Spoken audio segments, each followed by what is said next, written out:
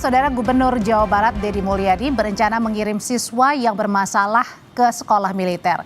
Deddy Mulyadi menyebut Pangdam 3 Siliwangi sudah menyiapkan barak untuk program tersebut. Gubernur Jawa Barat Deddy Mulyadi akan mengirim siswa bermasalah tinggal di barak militer. Deddy bilang tujuannya untuk mengubah pola hidup siswa agar lebih disiplin. Namun Deddy menegaskan, siswa dikirim ke barak bukan untuk pendidikan militer. Status pelajarnya tidak akan hilang. Mereka tetap statusnya adalah pelajar SMPA, SMAB, dan kemudian tetap mereka belajar sebagaimana biasa, tapi pola hidup yang dirubah. Satu, misalnya jam tidurnya harus jam 8, itu kan susah tuh. Kalau di rumah nggak bisa. Dan tidak ada pelatihan militer. Jadi masuk barak militer bukan latihan perang-perangan, bukan. Membantu membangun kesehatan pikiran, kesehatan mental, dan kesehatan raga mereka agar mereka menjadi anak-anak yang bugar. Tetap belajar di sekolah, tetap belajar, mereka tetap melaksanakan kegiatan belajar mengajar, gurunya mengajar di sekolah. Cuman bedanya mereka melaksanakan kegiatan itu di areal komplek militer atau Polri. Nanti ada ruang kelasnya, nanti ada guru yang dari sekolah di mana dia asal untuk berkunjung, nggak ada problem apapun. Kepala Dinas Penerangan Angkatan Darat Brigjen TNI Wahyu Yudayana mengatakan pihaknya siap membantu Pemprov Jabar terkait rencana Gubernur Jawa Barat Deddy Mulyadi yang akan mengirim siswa bermasalah ke barak militer. Melalui pesan tertulis, Wahyu mengatakan sudah ada beberapa wilayah yang direncanakan sebagai tempat pelaksanaan sesuai pertimbangan Pemprov Jabar, meski belum mencakup seluruh wilayah di Jawa Barat. Menurut Komisi Perlindungan Anak Indonesia, selain anak yang diberi pendidikan khusus, keluarga juga harus dibekali agar usai tinggal di barak, anak tidak kembali pada kebiasaan lama. Selama ini kan model rehab itu kan ada 6 bulan ya. 6 bulan, dan memang dalam catatan KPAI 6 bulan itu tidak cukup gitu ya. Apalagi keluarga tidak disiapkan gitu ya. Jadi ini tentu harus dibenahi, hulu hilir harus dibenahi gitu ya. Hulunya bagaimana pasca reintegrasi atau pengembalian pada orang tua, keluarga harus siap juga gitu ya. Harus juga diperhatiin soal pendidikannya juga gitu ya. Jangan sampai anak-anak kita dengan situasi itu hak-hak lainnya terabaikan. Nah, oleh sebab itu saya kira ini harus dilihat lebih utuh ya problemnya, dan termasuk juga tadi keluarga harus disiapkan juga gitu ya. Gubernur Jawa Barat Deddy Mulyadi bilang, siswa bermasalah akan tinggal di barak militer selama 6 bulan hingga 1 tahun. Langkah ini diambil Deddy karena problem seperti tawuran dan geng motor kerap terjadi dan tidak ada solusi. Tim Liputan Kompas TV. Apakah mengirim siswa ke barak militer bisa menjadi solusi untuk mendisiplinkan siswa yang bandel? Kita bahas malam hari ini bersama Lalu Hadrian Irvani, Wakil Ketua Komisi 10 DPR. Malam, Pak Lalu. Selamat malam, Mbak Audrey. Ada juga Ubaid Matraji, Koordinator Nasional Jaringan Nasional Pemantau Pendidikan Indonesia atau JPPI. Malam, Mas Ubaid.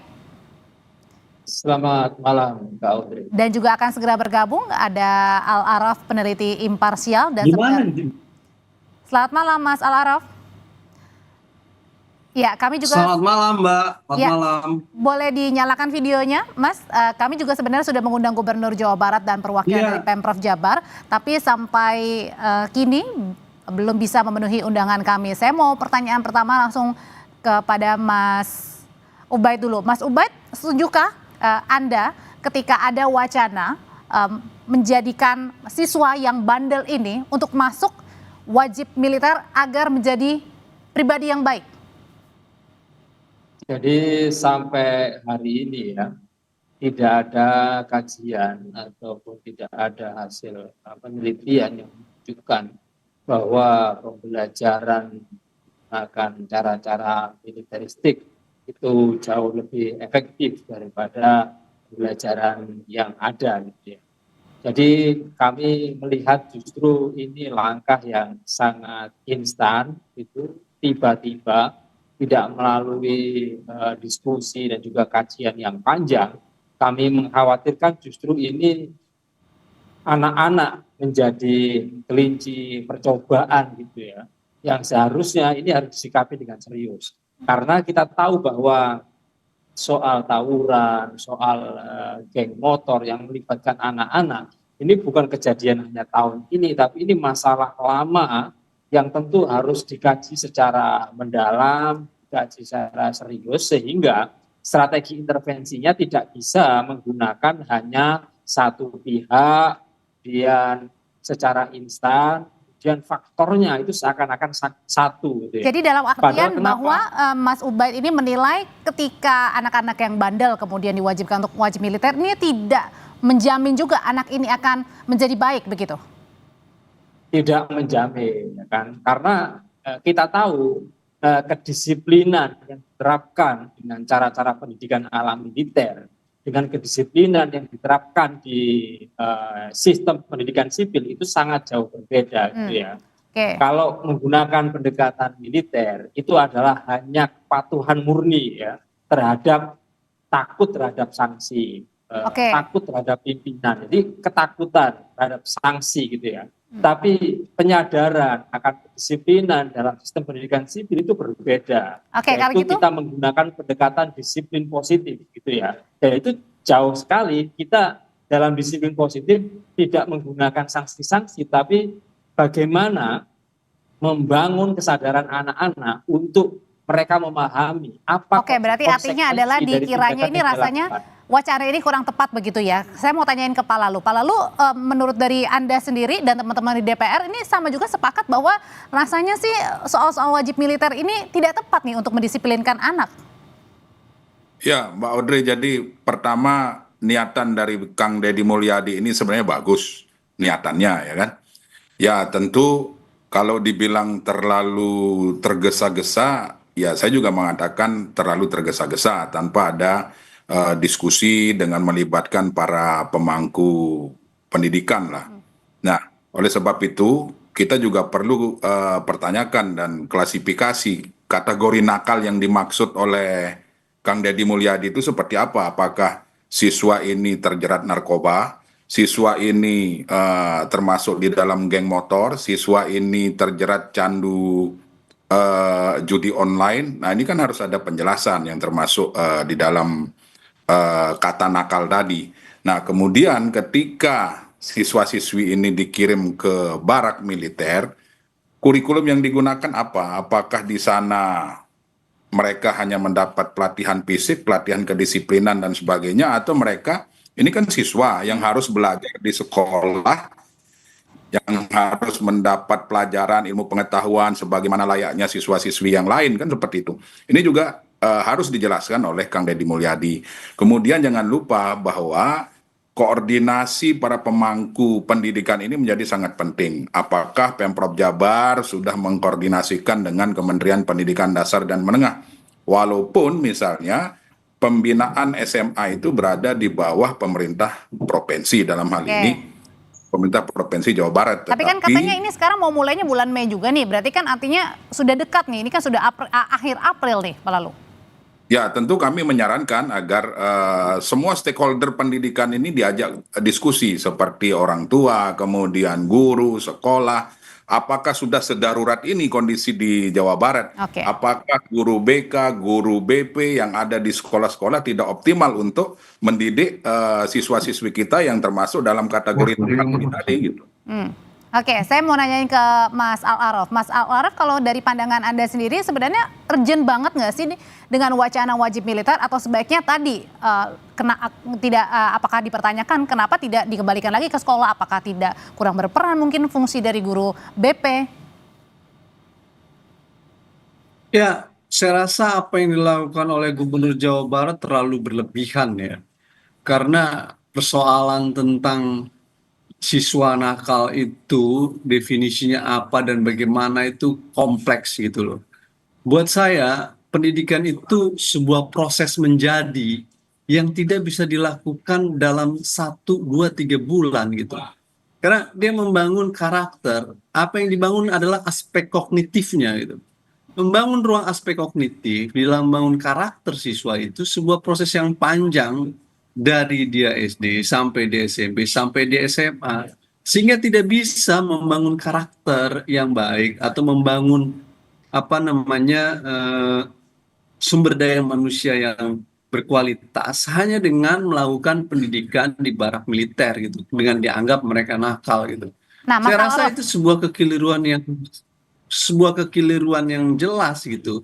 Karena barak-barak militer itu difungsikan untuk melatih militer dalam kerangka militer menjalankan tugas fungsi militer nah, gitu. kalau Sehingga misalnya memasukkan kalau misalnya tadi dibilangnya dengan mendisiplinkan seperti contohnya tadi Kang Deddy bilang mungkin memajukan jam tidurnya jadi lebih baik begitu sehingga anak ini juga sudah terbiasa untuk waktu tidur saja ini tidak larut kemudian bangun pagi, itu mungkin yang mau cara Kang Deddy untuk mendisiplinkan anak. Mas Al-Araf? ya ya itu sesuatu hal yang sesungguhnya dibangun dalam ruang keluarga pada satu sisi. Yang kedua, karena keluarga menjadi instrumen pertama di dalam membangun karakter tuh ya. Yang kedua adalah dalam sistem pendidikan yang berjenjang itu. Dan tidak bisa kemudian memaksakan sesuatu hal dengan cara-cara yang militeristik terhadap siswa dengan seolah-olah dengan disiplin bangun pagi dan lain sebagainya persoalan selesai. Tidak gitu loh. Karena ketika mereka terpaksa dalam ruang tersebut, justru yang terjadi adalah resistensi itu. Bukan kesukarelaan tuh, tapi kepaksaan. Ketika keterpaksaan itu terjadi, tentu akan timbul resistensi. Dan itu mungkin dalam jangka pendek bisa, seolah kemudian nanti setelah selesai dari situ mereka disiplin. Tetapi belum tentu juga, bisa jadi nanti kemudian justru mereka dendam karena dipaksakan untuk melakukan hal-hal yang mereka tidak inginkan. Karena tidak ada kesukarelaan, yang ada pemaksaan gitu. Banyak program-program pelatihan kayak begitu, seperti komponen cadangan dan lain sebagainya, yang kemudian terkesan dipaksakan yang terjadi justru kontradiktif dengan agendanya. Saya khawatir kemudian mereka justru menjadi kontradiktif dan semakin melakukan perlawanan terhadap hal itu. Dia tidak menjawab. Gitu. Buat saya yang menjawab itu justru bagaimana memastikan ruang sistem pendidikan, membangun ruang aspek kognitif yang baik, dengan membangun ruang-ruang pendidikan yang jauh lebih baik. Dan keluarga menjadi tumpuan penting di dalam hal itu, bukan dengan memaksakan cara-cara militeristik di barak militer. Oke, kembali lagi ke Pak Lalu. Pak Lalu, kalau misalnya nanti benar-benar jadi nih di bulan Mei, tadi Kang Deddy juga bilang kan misalnya bukan mengubah ya, atau artinya mengubah pola hidup, tapi kemudian juga dipastikan bahwa anak-anak ini tetap mendapatkan edukasi. Ini apakah sebaiknya seperti apa yang ya kalau dilihatnya? Apakah tetap harus wajib militer, kemudian juga siswanya kemudian nanti pada saat jam sekolah ya jam sekolah, atau gimana ini? Atau juga Pak Lalu sendiri masih bingung nih mekanismenya? Ya, karena tidak ada penjelasan yang detail terkait dengan kebijakan yang akan segera diumumkan oleh Kang Deddy ini, ya tentu kita masih meraba-raba juga kan seperti itu. Tapi di dalam Undang-Undang Nomor 8 Tahun 2022 tentang bela negara, di pasal 6 itu sudah jelas tercantum bahwa pendidikan bela negara itu, materi pendidikan bela negara itu sebenarnya sudah ada mulai berjenjang dari PAUD, kemudian TK, SD, SMP, SMA. Nah, seandainya Kang Deddy menggunakan hal itu sebagai salah satu acuan, ya tentu harus dijelaskan juga kepada masyarakat, harus dijelaskan juga kepada wali murid, harus dijelaskan juga kepada pihak sekolah, dan tentunya harus berkonsultasi dengan Kementerian Pendidikan Dasar dan Menengah.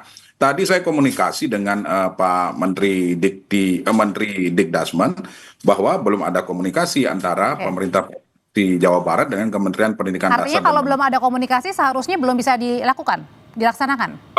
Tidak juga, karena memang kewenangan operasional SMA itu berada di pemerintah provinsi. Kenapa komunikasi ini menjadi penting? Karena jangan sampai kebijakan ini menabrak kurikulum yang sudah ada. Contoh misalnya sekarang tidak mudah loh membayangkan ketika siswa-siswi yang tergolong nakal itu dimasukkan ke daerah, kemudian mereka mau ngapain? Lalu hanya sekedar membuat mereka tidur jam 8, bangun sebelum subuh, ya. Di rumah juga bisa kan seperti itu. Kemudian yang perlu dipikirkan bagaimana mereka belajar yang seharusnya di jam-jam tertentu, misalnya jam 7.30 sampai jam 12.30 seharusnya mereka berada di sekolah. Nah, kalau di barak ini seperti apa? Ini harus dijelaskan kepada publik, sehingga hari ini publik tidak bertanya-tanya, seperti itu, Mbak. Nah, ke Mas Ubaid, kalau misalnya tadi dikembalikan lagi, kalau kata Pak Lalu bilang ke Pemprov yang berwenang. Nah, ini sebaiknya bagaimana? Apakah harus perlu dikaji ulang oleh Kang Deddy sebelum dimulai programnya? Dan apakah juga ini harus mengklasifikasikan kategori nakal ini usia berapa sampai berapa dan yang mana nih? Iya, jadi kasus ini jelas sangat variatif karena itu tidak bisa solusinya itu disimplifikasi secara sederhana lalu semuanya ditaruh di barak ya. Itu pasti akan menimbulkan masalah, bukan malah solusi. Saya pikir meskipun itu menjadi wewenang pemerintah daerah, tapi ini kan urusannya pemerintah punya program wajib belajar ya 12 tahun. Apalagi sekarang Presiden Prabowo sudah tidak 12 tahun lagi, berencana ditingkatkan menjadi wajib belajar 13 tahun. Nah, ketika pemerintah punya sistem dan kurikulum pendidikan nasional itu sudah terukur soal kemampuan literasi, numerasi, kemampuan sains dan seterusnya itu. Nah, ketika tidak jelas anak-anak di barak itu kurikulumnya bagaimana, pengajarannya bagaimana, maka bisa jadi ini potensial terjadi learning loss ya.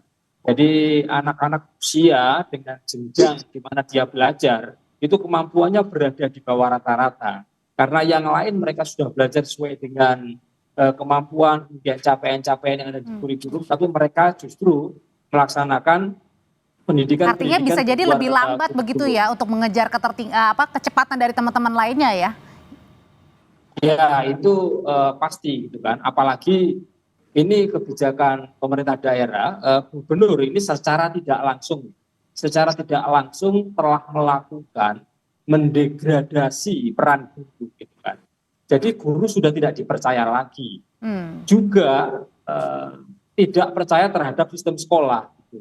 Artinya pemerintah lebih percaya terhadap sistem model pendidikan barak militer itu daripada sistem sekolah yang sudah ada gurunya misalnya tersertifikasi, ada kurikulumnya, ada penjamin mutunya. Mereka nggak percaya itu semua dan mereka yakin bahwa kalau mereka tetap sekolah, mereka didampingi guru nggak ada perubahan. Maka saya pikir ini sangat kontraproduktif dan mendegradasi peran sekolah dan guru.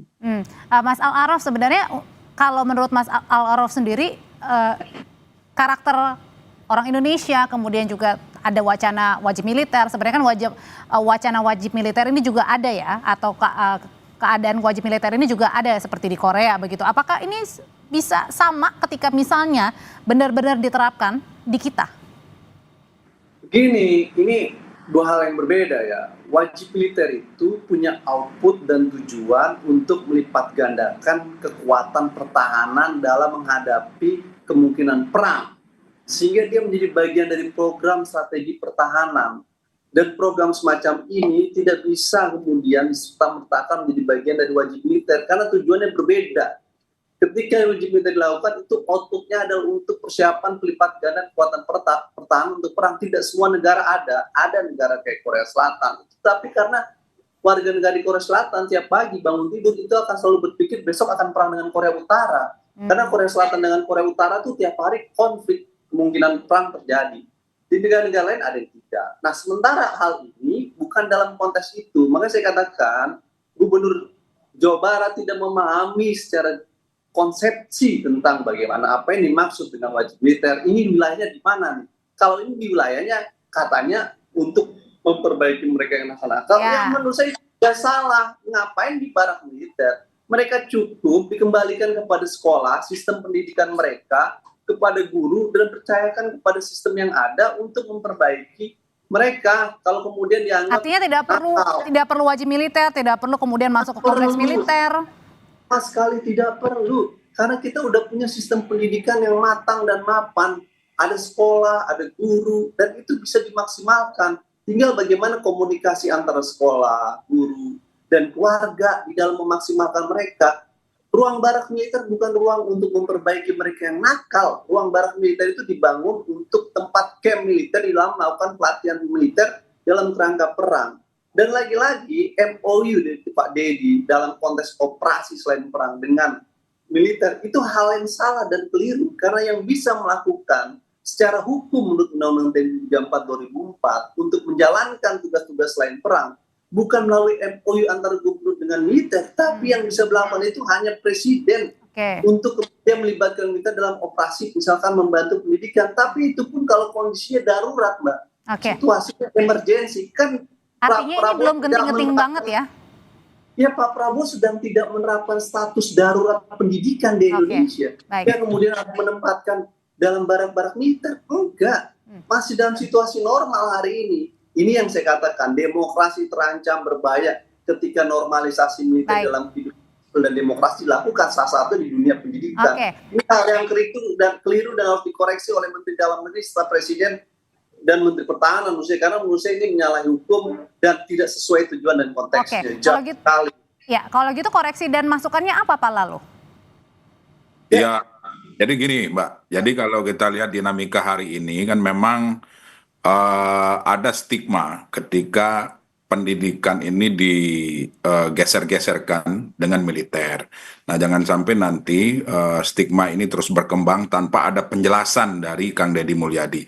Jadi saran kami di Komisi 10 itu sebaiknya diskusikan kembali dengan seluruh pemangku pendidikan, seluruh stakeholder pendidikan, libatkan guru, libatkan orang tua, libatkan kemudian pemangku-pemangku pendidikan lainnya, agar betul-betul niatan, saya yakin niatannya Kang Deddy ini baik sebenarnya, ingin menciptakan generasi unggul Jawa Barat, kemudian mencegah geng motor yang tidak pernah bisa teratasi selama ini, yang notabene adalah siswa-siswi kita ternyata lebih banyak dibanding mereka-mereka yang sudah lulus SMA. Tetapi lagi-lagi caranya ini yang perlu kita diskusikan bersama-sama. Siapa tahu nanti dari hasil diskusi itu ditemukan formula yang lebih bagus, ketika ini diterapkan di Jawa Barat dan berhasil, bisa jadi menjadi suatu proyek percontohan nasional yang bisa diikuti oleh daerah-daerah lain. Tapi saya sepakat dari Mas Ubaid, masalah Arab tadi, itu bentuk kegelisahan